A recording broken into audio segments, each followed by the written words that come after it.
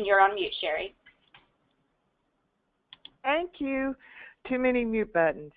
Thank you, and I'm glad everyone's joined us today. So I am serving currently as the director of the NPMA SIG program, so this is a great opportunity during Asset Management Awareness Month for us to promote the SIGs.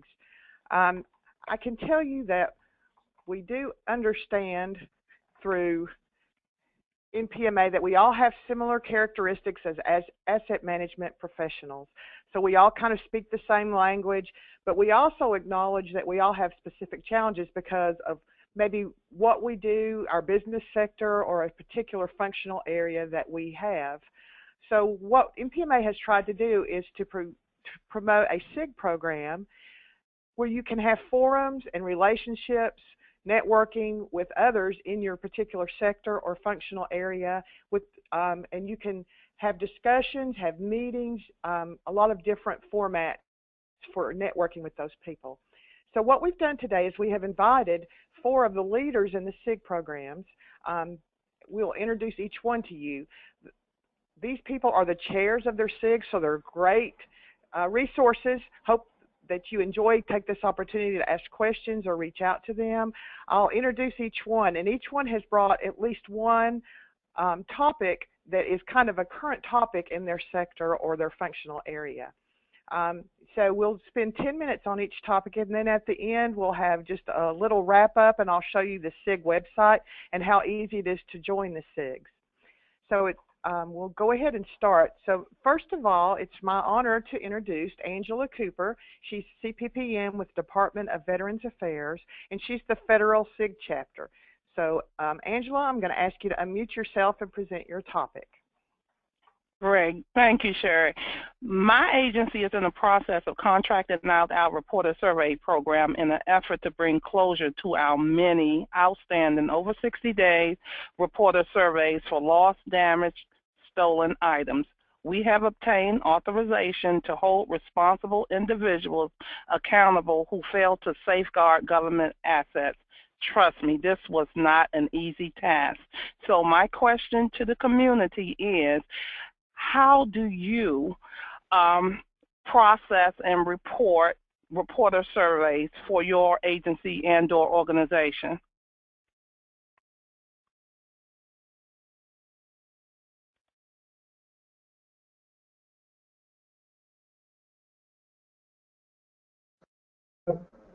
Sherry, can I speak on this?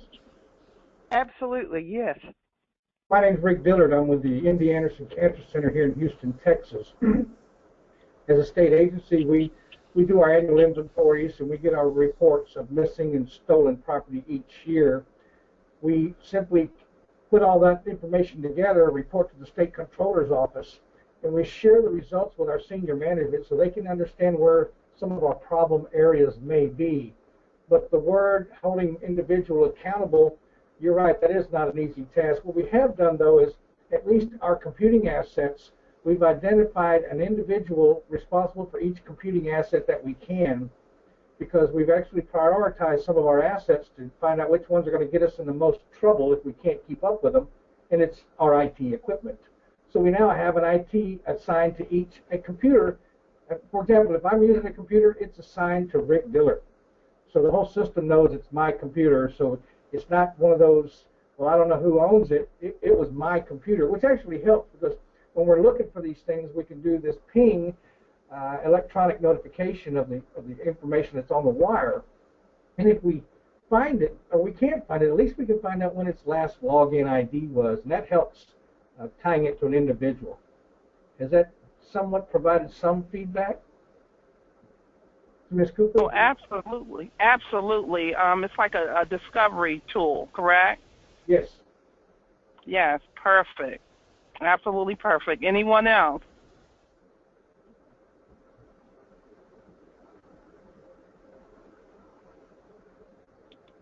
I have a typed-in response for you, Angela. This is from a contractor for NASA. We report lost or stolen GFE to DCMA.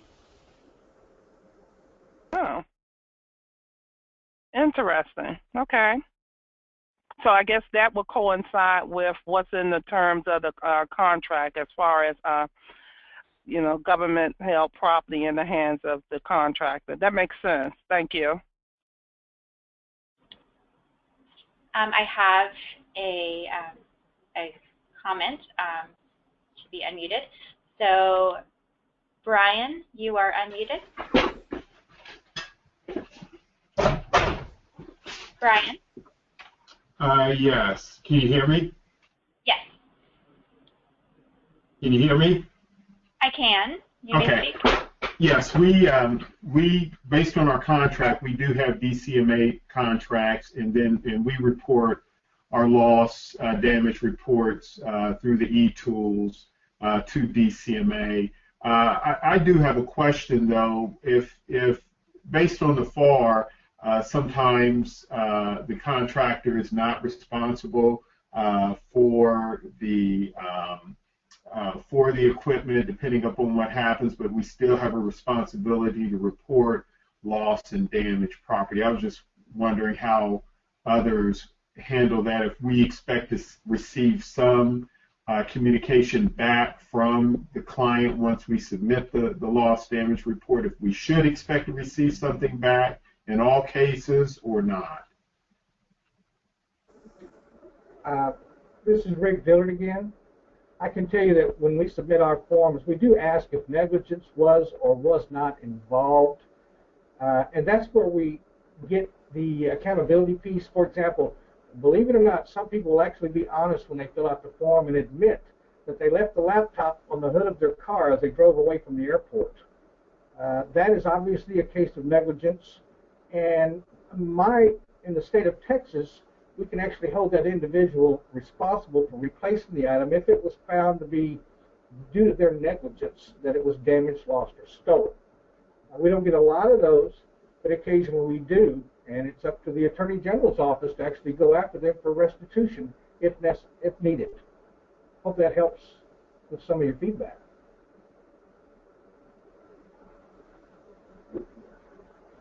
Yeah, that's great. I guess my question would be, if a person is held liable, most agencies, would they apply a depreciated cost, or would you actually go for the actual acquisition cost of the asset? Let's say the asset was purchased in 2008 and it's now 2016. Would you expect that person to pay for the value of the item at the time of purchase, or again, a depreciated cost? At our agency, we're using the depreciated cost because we also have situations where we actually sell state assets directly to an employee. In a very limited case. For example, an honorably retiring police officer with the University of Texas is eligible to purchase his service revolver, and he purchased it at the current book value. And I think when we were meeting with the state property accounting folks, it was also addressed that if it was found to be destroyed, the employee would be required to replace it at its book value. So it's not replacement cost, it's book value, which is not the best, but it's better than nothing, I think. Thank you. Absolutely. Yeah, and that's a state agency. Private agencies can pretty much crank up the penalties as high as they feel comfortable as cranking them up. State agencies are a little bit restricted in what we can and can't do sometimes.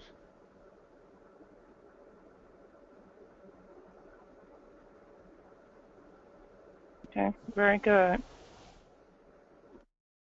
Anyone else have input? Any input? This is Sherry. I'll tell you what, I'm a contractor to Department of Energy, so I can tell you what we've done. Accountable is kind of a broad term, so we've done everything in a range from holding people accountable as far as putting something in their performance plan, which ultimately could affect their annual increase. Two, we, like Rick said, in cases of gross negligence, we have charged people for the property, and we actually charged acquisition value. Again, it's something that our legal department says it has to be very obviously negligence. I don't even know if you accidentally left it on the hood of a car, if that would qualify in our world. We had an employee that them and their spouse were having an argument, and the spouse put it in the trash compactor. So that was pretty much gross negligence. That employee had to pay for their computer, but they did set up payment plans for them, but they paid back acquisition costs. So in very rare cases, we are holding them financially responsible, but using other avenues for maybe cases where people just aren't keeping up with their stuff well. So maybe putting something in their performance plan. Yeah, Sherry, I'd like to add to that. I forgot to mention, a lot of our division and department administrators do have certain metrics related to their accuracy of their annual inventory tied to their bonuses. For example, in the state of Texas, at least MD Anderson is required to be 99% accurate. We're given a 1% threshold. So some of the departments have said, well, if that's good enough for the institution, it ought to be good enough for the Department of Immunology. So they're trying to mirror those same type of metrics. And if they don't meet those metrics, certain bonuses they may not be eligible to. And that is a real quick way to get people's attention.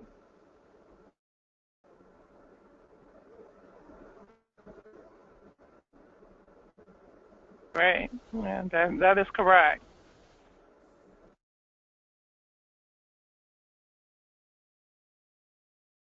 And also what we do at our agency as new employee orientation, we give a brief on accountability, internal controls, the reporter survey program to kind of educate and train the employees up front. So in the event of incident involving the lost, stolen, damaged property, that they know what to do in advance.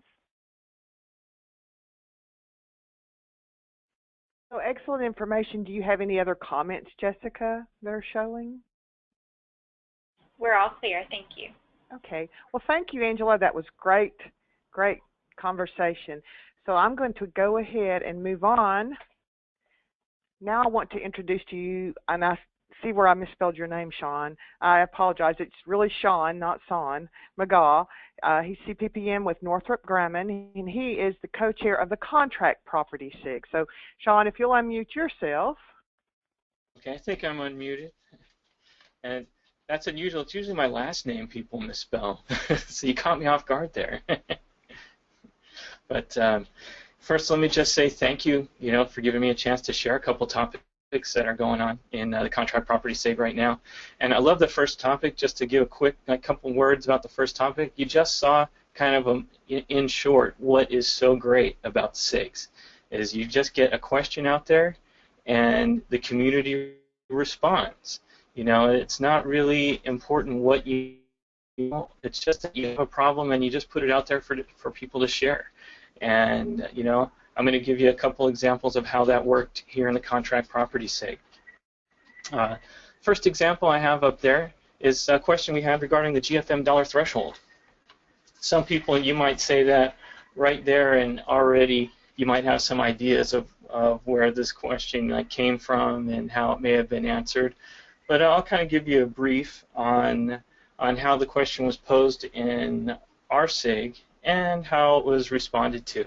The original post was the requester was looking for guidance from wanted to know if there was anything in the FAR about the requirements for tracking material. Their company they had a question specifically for government furnished material from the value of $1 to $1,000. And is looking for, is there a dollar level accountability threshold in the FAR? And there were some really great responses. There was, I think, a total of 3 responses from among Doug Getz, Clara Stratton, and Wiley Burge. They all gave great responses. But the bottom line was that you are required to track all government furnished material. There is no dollar threshold established in the FAR. And those of you that have been to Doug's classes from time to time, you know that one of his favorite phrases is what? it depends, right? And this was one instance where his answer was not, it depends. So I thought that was pretty interesting just right there. Is that, you know, the bottom line, the FAR says all government furnished material must be tracked, and all means all. And so one of the a couple of things that kind of went behind this are, you know, when you are reporting, you know, are getting government furnished material for the performance of your program, is to really understand your requirements. Understand, like, do you really need it, and then also understand like what acquiring government furnished property, or, you know, in any sense, is going to mean. Is that once you get property from the government, you're going to have the property clause. When you have the property clause, there's a whole host of things that you're going to be responsible to do, and your company's procedures are going to have those in there. But a lot of times, I think in in our in property lives, we get, you know, we have a really good knowledge of what those things are, but people outside of our organization tend to not. And especially when you get talking to the people that are kind of either in the functional area or in the acquisition area, you know, they may not have a true understanding of what's required, what the government requires as far as tracking. You know, I can just talk from personal experience. You know, folks that are on the functional side, they're worried about, or most concerned with, the performance of the contract, building whatever it is that you know, you're entered into the contract for. So their mind is really focused on that. It's, do I need it? You know, when they need it now. But you know, at some point, you know, this is where like our jobs kind of become a little bit more in the education, you know, the educator, where we can talk about, you know, the requirements and kind of help build a mentality where people at all levels kind of understand where we're going and what it takes to track these things. Sean, so we have a question with regards to that. Is there a difference when it comes to GFE? No, that's one thing that is really clear in the FAR, and that there is no difference. If the government furnishes it to you and they own it, and this is the same as for CAP, for contractor acquired, if it's bought with the government's money, or if they furnish it to you, you are responsible for tracking it. And in that sense, it's one of those times where you really have clarity. And, you know, so once you have that, you'll know, like, okay, now your company's procedures are going to be engaged. So, and that just means when you get audited, the auditors are going to come out and they're going to say, okay, how have you told us, how have you set your procedures to care for our items? And that's what they're going to look at, and that's what they're going to hold you to. Thank you.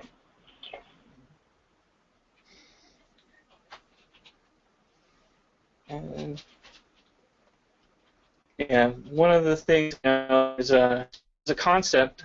I thought that was kind of behind this question, and, you know, because the submitter was asking it from this, where he was talking to his management, and I think the question or the concept behind this is, you know, we kind of have this dual world where you have the capital world, the company-owned world, and then the government-furnished world, or the program world. And a lot of times, you know, the management gets really focused on the capital side of the house. And on the capital side of the house, things are a little bit different, because you can set your thresholds and you can say, you know, something that has an AC value of less than $1,000 is, we're going to consider it low value. It's not going on inventory, you know, and that's totally fine according to accounting principles. That's totally fine. You can do that. But when you get to the other side of the house and you're dealing with stuff that's furnished by the government, you don't have that luxury. And that's one of those things that sometimes we have to go back and educate a little bit and make sure they understand, you know, that the rules are different when you're dealing with the customer's money. We do have another question about that, Sean. Sure.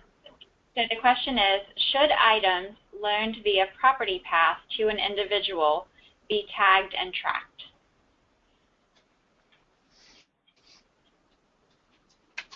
So are you talking about a loaned item? A loaned item via Property Pass. Did I hear that right? Yes. Okay. Yeah, the bottom line is I don't think there's no, if it's something that that could be audited, then you'll want it tagged and tracked. You'll want to know where it is. So I would say yes. Thank you.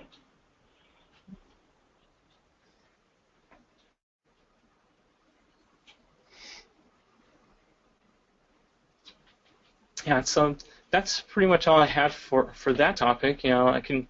Was there any other comments before we switch over to my next one? And then too, if there's not, if you have one, go ahead and type it in. We can circle back. We're clear. Thank you. Okay. So I'll move on. One of the other items that was in there, and there's actually a few posts on this one as far as different outcomes. And so we have outcomes, records, and location. So what happened with this one is the submitter was out at, doing an on-site, and was having kind of a discussion with the subcontractor regarding location. And what it was there was a few like general locations, call it a building location, but they were rather large areas.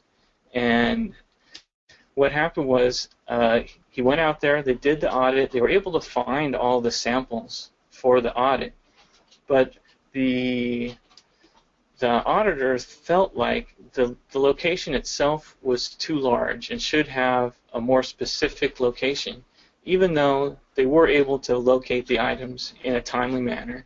And so his question to the SIG was, is there specific guidance, in the FAR, or is this okay? Should this be a finding or should this not be a finding?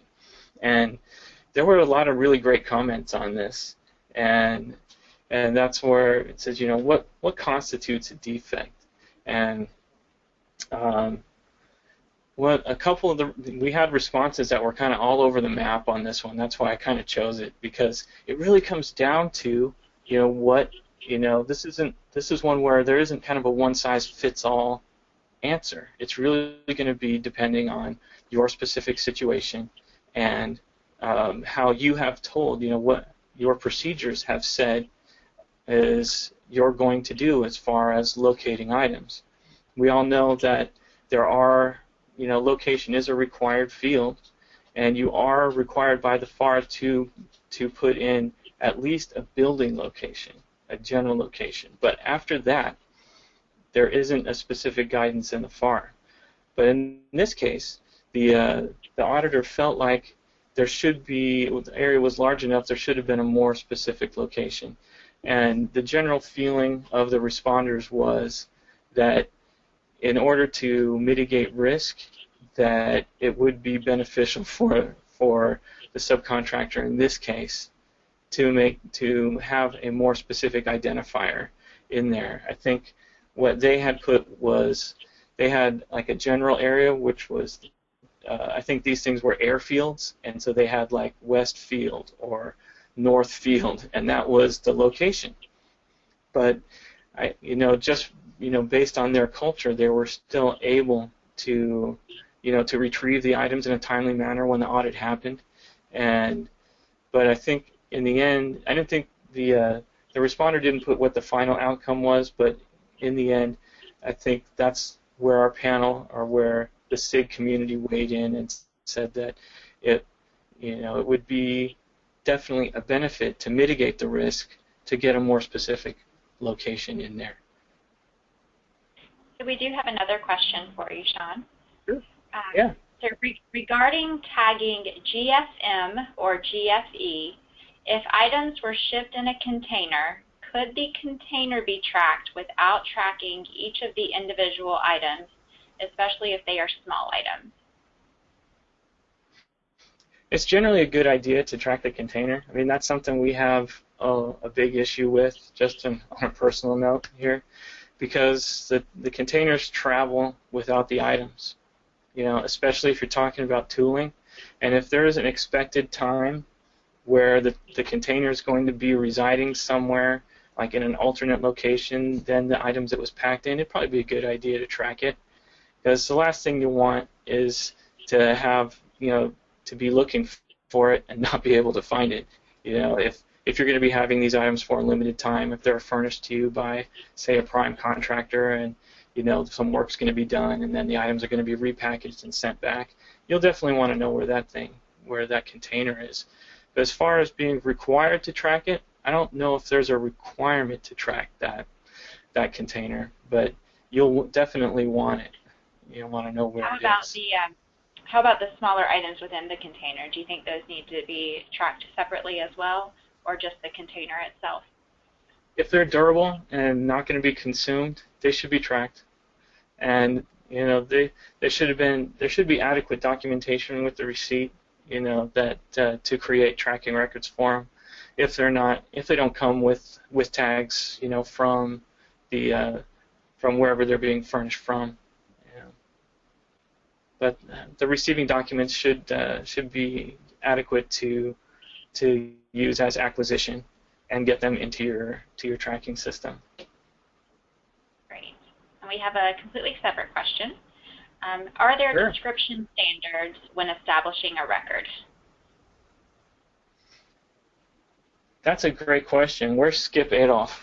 I don't see him here.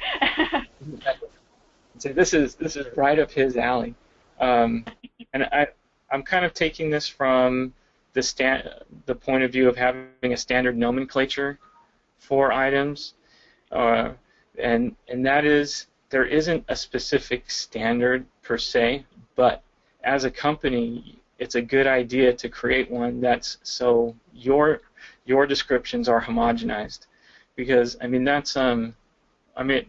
that's a really big issue, just in general, and it's something we see all the time, especially with things like special tooling, because there's even things that are the same, don't look the same, and sometimes they're described by form, sometimes they're described by function, and it's a really challenging process. So I'm sorry I can't give a really great answer for that, but I know that is a challenge, definitely. I'd like to comment on the standard nomenclature. I'm glad it was brought up. He's right. It's an issue that people in our line of work fight all the time. Yeah. We try to get them to use what we call general to specific. For example, chair, swivel, with arms. That particular mantra, I guess. But I guess the most important part is when we tag something, if we see that the description is less than to be desired, which is most of the time that's the case, we try to improve that description after we've tagged it, after we've laid our eyes on it and say, okay, this is a 32 gigahertz, 1.5 megawatt. It's a Dell laptop. So we'll give it a laptop Dell standard name in the description field, so that when we ask you to find it, you got an idea of what you're looking for. Sometimes in position, the vendor will call it something they're comfortable with, but the layman doesn't know it like that. A good example is on our nursing department. We have these units they call bricks. It's a patient monitor type unit, but everybody knows it as a brick. We'll put the brick in parentheses next to it so that when they're looking at it on the inventory list, they see the word brick. Now they know what they're looking for. That's how we try to influence that. That's a great way to do it. Yeah.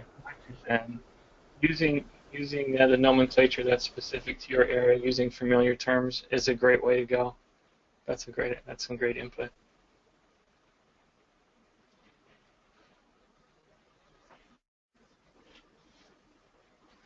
So that's what I have for that one. If I've got a couple minutes, I actually have one more, but I don't want to take up anybody else's time. How are we doing on time?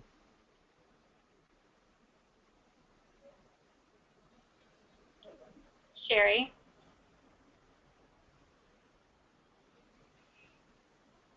Sherry, I think you're on mute. Keep going. Okay. Well, So the last one I've got was another outcome, and this is outcome maintenance. And this one was really interesting, in fact, because this one, the auditor had went out and was doing a maintenance audit out at a sub and noted a variance in the location. So they had gone out to view an item, but the location in the property system was wrong. But they still were able to find it because the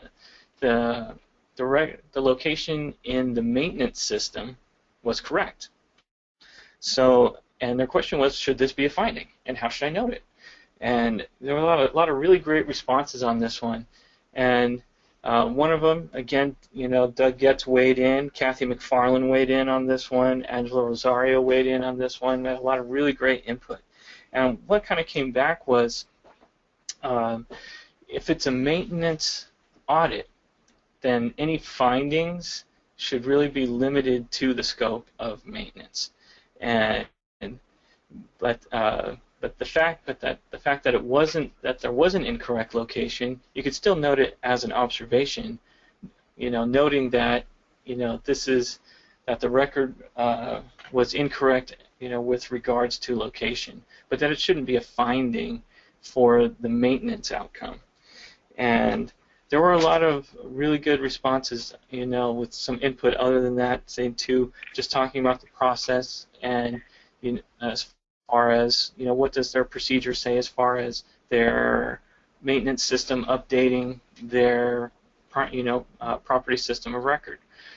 And there are a lot of some really other good ones, to say that having multiple systems, is kind of can one mitigate risk of loss because it's kind of like having a second chance to get the location right.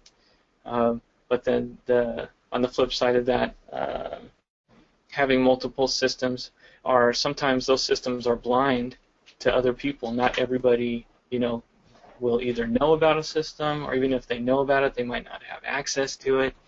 So it's not. So in some cases it can be helpful, some cases it can be harmful. But there was a lot of really great discussion about that, and I think I'll leave that topic there so I don't spend too much time on it. This is Sherry. Jessica, can you hear me now? I can. Okay, so I lost my computer. It crashed. So you may have to take back over, but I hung up and come back in. So I was muted and I couldn't unmute because my computer crashed. No problem. If you want to go ahead and pass on to the next presenter, I will get this pulled up for you. Thank you. I apologize to everyone. Thank you, Sean. Thank you. Great topics. Again, if you want to tune in more to that, then join the Contract Property SIG. And I'll show you how to do that at the end here. So our next presenter is Russ Johnson, and Russ is the Fleet Management SIG Chair. So Russ, I'm going to turn it over to you. Thank you, Sherry. I hope everyone can hear me. I just hit the unmute button. So the name's Russ Johnson. I work in Seattle, Washington in the Fleet Administration Division for King County. Today's topic is not about counties, but about the federal executive order for sustainability for the next 10 years.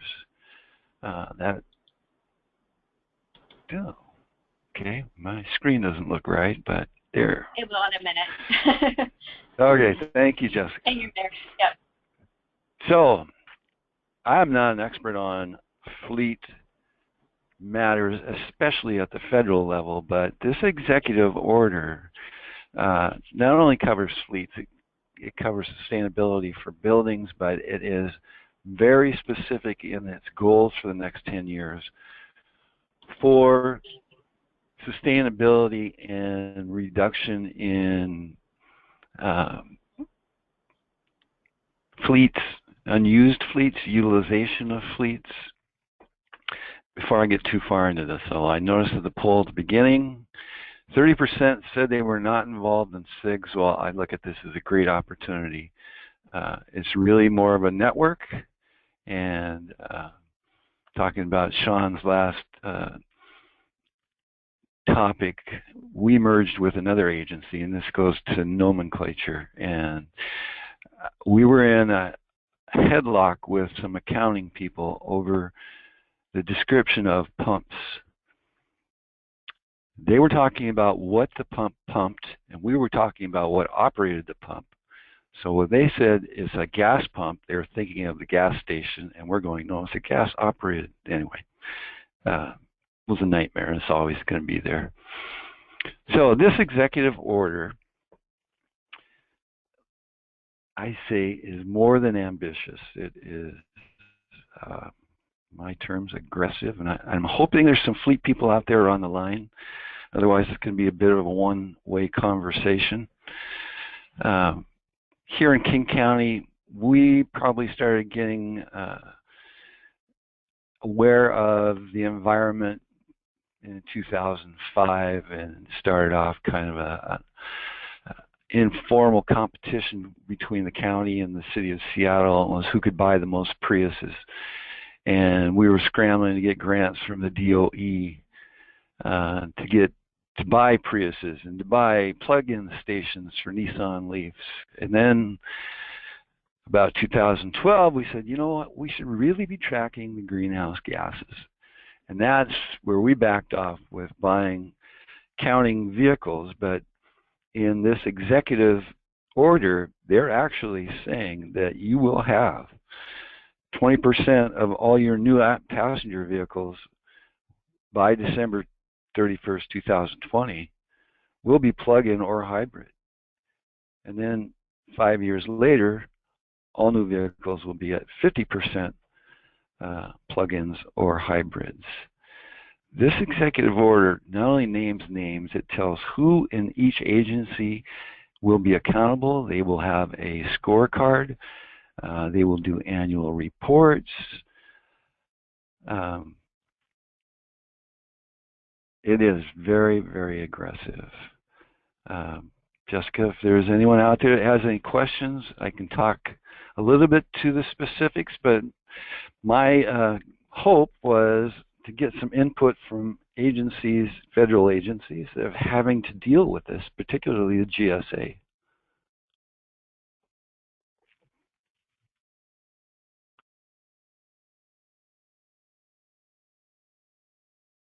Okay, so we are a year into this executive order. Agencies were required to, within 90 days, identify people within their agencies who would begin to put together a plan for how they would meet these measures. So there's already been some work done at the federal level. I can pretty much talk to what the county has done at this point, but it kind of mirrors the same goals.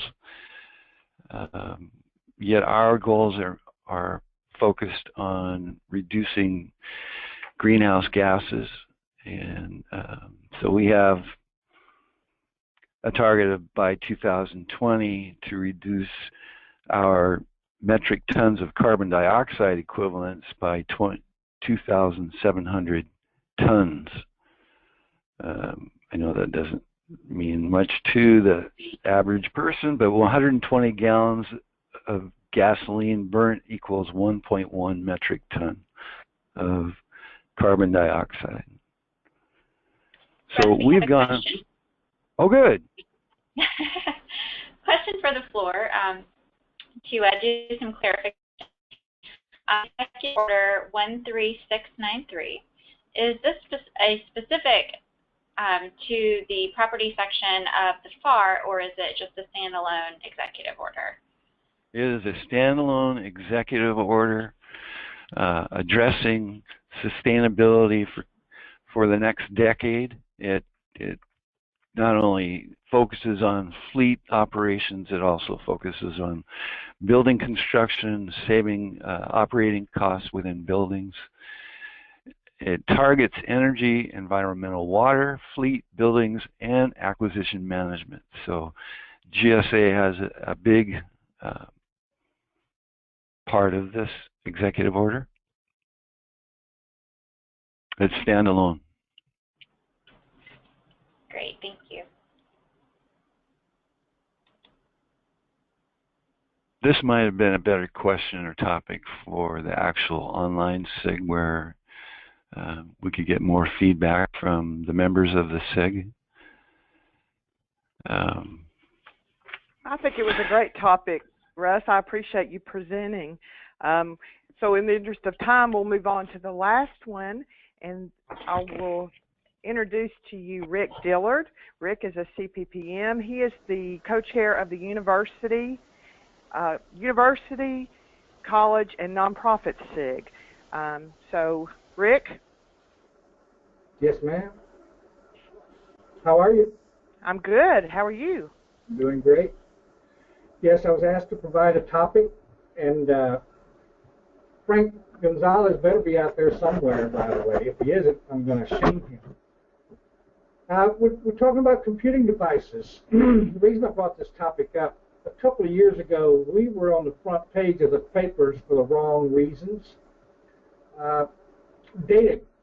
We had a data breach out at MD Anderson, and that's something that nobody wants, especially in the business we're in. So we have been struggling with how to, protect our data, and they've got all these antivirus and encryption efforts, but they also have to understand they need to protect the hardware that the data resides on, which is part of the problem. What we've come up with was basically nothing new to anybody, but was kind of new to us. Think of it, a commissioning process as what we currently do with our vehicles. If a department needs a vehicle, the process is they put in the request, they put in their specs. Our fleet department does the purchasing and the scoping out of the vehicle and getting the best price. And the vehicle arrives. Well, the customer doesn't get the vehicle yet because the vehicle has to be commissioned. And that commissioning process involves putting the institutional graphics on the vehicle, exempt license plates, putting it on our insurance policy, all of those little T's and I's that have to be dotted and crossed before we hand over the keys. Unfortunately, we weren't treating our computers that way. We were just buying a computer and giving it to Tom and Bill and Fred. No commissioning at all until we had the breach. Then we kind of realized, wait a minute, why don't we do the same thing for our computers? So to fast forward, what we have today is most all of our computers are going to one location to be received and commissioned. We've got like 10 or 15 different operating docks at this place. It's pretty large, over 20,000 employees, over 50,000 computing assets. So we have them all come to one location as a default ship-to location where they can be received, where they can be tagged, where they can be encrypted, where they can be assigned to an individual, where the antivirus software can be installed. All of those things are done before we give the computer to the individual. That has helped us tremendously because now for example, if Fred says, hey, someone stole my computer, well, we don't have to worry as much because we know Fred's computer was encrypted. It's not as much of a panic situation as it may have been in the past, and it's helped us tremendously. It's even created a little fiefdom with our IT folks because not only do we have a commissioning process in place, but we also have a decommissioning process. Some of you may be familiar if you're into doing your auctions of your surplus equipment. Not only do my vehicles have to be commissioned, as I said earlier, with the decals and the tags, but when it comes to be disposed of, they have to be decommissioned. So in that case, we remove the graphics, we remove the license plates, and in the computer world, we remove the data, or in some cases, we remove the hard drive as part of the decommissioning. So with our computers, they're both commissioned and decommissioned, and it has made them much more visible to us. The IT guys are breathing a little bit easier at night, and especially the property guy who used to worry about these things being lost and what about the data. Now, if they're encrypted, and most of ours are getting that way, it's a lot easier to sleep at night. Any comments? Got to be at least one.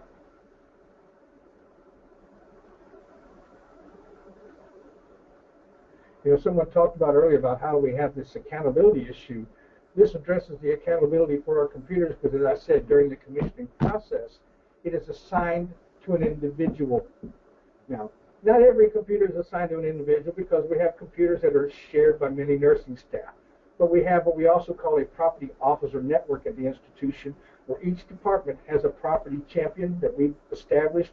We train them annually, and that will be assigned to the property officer if it's multiple users.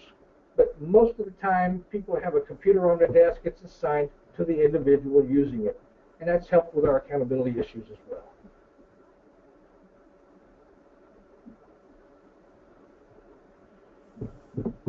Thank you, Rick. Are there any questions before we move on? Let me just say, if you're not doing it, I strongly encourage you to entertain the commissioning process so you don't have to wish. It's kind of like buying an alarm system after you've been broken into. It's kind of what we did. But hopefully we won't have to worry about it again.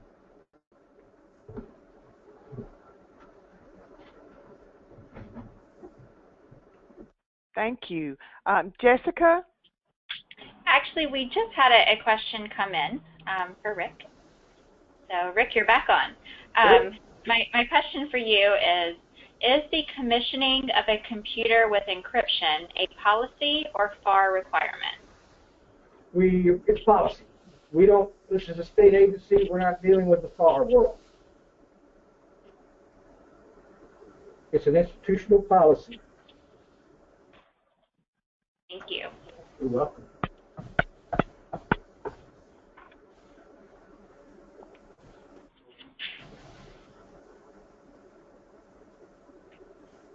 Jessica? Yes. This is Sherry, and when we get to the demo of the website, I'm back online, so if you want to switch it back to me, Sure. when we get to the, not this slide, but 2 slides down, I'm ready to go. So thank you, Rick. I appreciate your input, and thank you to all our panelists. So I think it's been some great conversation today, and again, I want to let you know that this is the kind of thing that's going on in the SIGs every day. So discussions like this, questions, Jessica has put up on the screen for us. These are 4 of our most active SIGs, but there are many others. So other organizational SIGs that you'll find on the website are the DOE and NNSA and contractors, hospital and medical facilities. That one is doing some great stuff. It's kind of new, and they're really energized and going.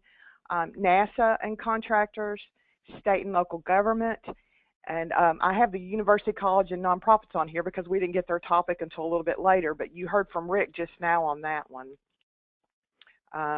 So the next slide will show our other functional SIGs. So again, this would be something, you know, no matter what business sector you're in, you might want to join these. So electronic stewardship, excess property and disposition, inventory, subcontractor held property, and then UID. So again, have a lot of really good functional SIGs going on. So benefits to SIG membership. The biggest thing for me is it's free. As a member of NPMA, this is all free to you. So you can join 1 or you can join 13, which is how many there are. So I personally go out and join every one of them. I mean, what have you got to lose? It's a good way to network with your peers. Sometimes something might be going on in the college world, and I'm a contractor, but, you know, again, we have a lot of things in common. So it helps you keep up with best practices that are going on. If you're doing something like RFID, you might want to look at all of the SIGs because they may be doing that in any business sector. It helps you to understand how to add value to your organization. You can look at what other people are doing and saying, wow, we could save a lot of money. So a lot of opportunities for you to change the way you're doing things or implement improvements and add value. A lot of discussion out there about the latest voluntary consensus standards. So if you're into that, possibly will be what our next new SIG is the VCSs or the standards.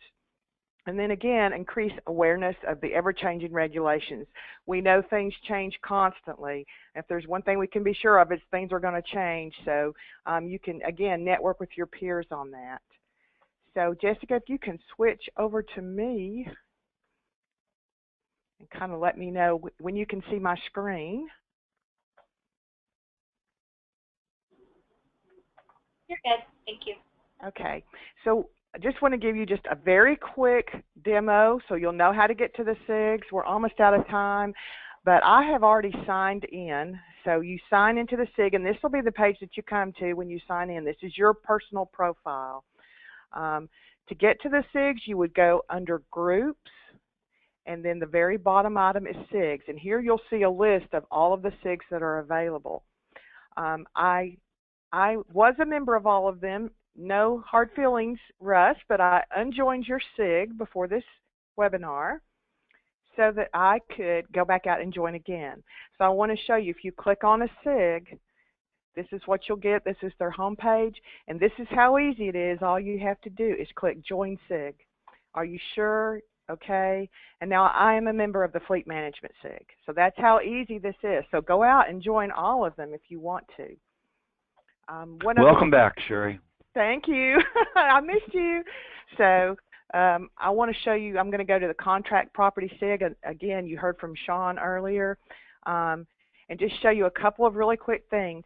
All of the historic posts up until we came to the new website, which was around the first of the year, are under blogs. So you will see over here there's a connection to blogs.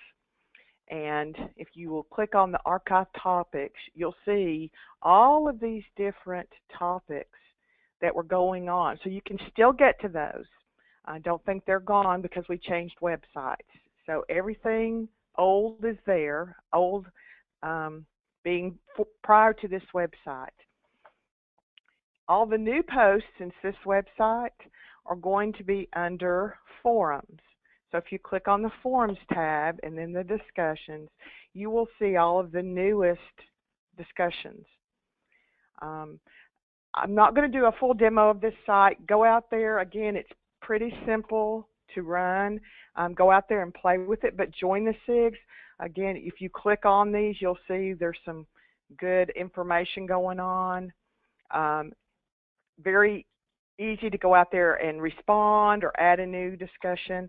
And if you have any issues or questions with that, feel free to reach out to Meeting Expectations or to me, and we will show you how to do that. So again, click around. Each one of these SIGs has different pages of information. So if you go under group pages, you can see things like former presentations that were put out there. So again, try to stretch and go out there and join all 13 SIGs and see how that works. So the last slide that we have was basically the Cig Governing Board. I don't have the presentation now, Jessica, so you would have to go back out and switch back to you. I'm not sure how, do I release to you? Thank you. So we do have a Cig Governing Board. I'm not going to go through each of these people, but just know that there's a team of people out there working to try to make this program as user-friendly and as valuable to you as we can. And that brings us to the end of the webinar. And if there are any questions, then I will turn this over to Jessica so she can tell us what those are.